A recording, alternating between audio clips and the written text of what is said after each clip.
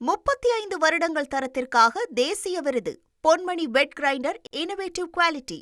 Russia America இடையிலான கடைசி அணு ஆயுத கட்டுப்பாட்டு ஒப்பந்தமான புதிய ஸ்டார்ட் ஒப்பந்தம், அதாவது மூலோபாய ஆயுத குறைப்பு ஒப்பந்தம், வரும் பிப்ரவரி 5ஆம் தேதி முடிவுக்கு வருகிறது. இதற்கு பிறகு இரு நாடுகளுக்கும் இடையே அணு ஆயுத எண்ணிக்கையை கட்டுப்படுத்தும் எந்த ஒப்பந்தமும் இல்லாத நிலை உருவாகும் அபாயம் உள்ளது.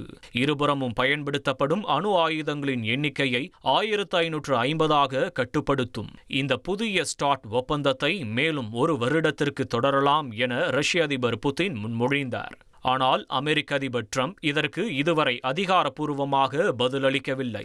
மேலும் 2023 முதல் பரஸ்பர ஆய்வுகளை ரஷ்யா அனுமதிக்கவில்லை என அமெரிக்கா குற்றம் சாட்டுகிறது. உலக அளவில் அமெரிக்கா மற்றும் ரஷ்யா சேர்ந்து 87% அணு ஆயுதங்களை கையிருப்பில் வைத்துள்ளன.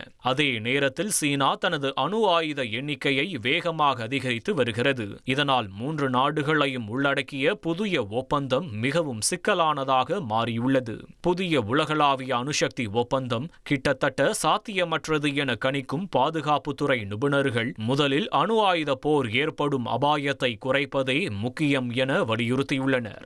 35 வருடங்கள் தரத்திற்காக தேசிய விருது. Ponmani wet grinder innovative quality.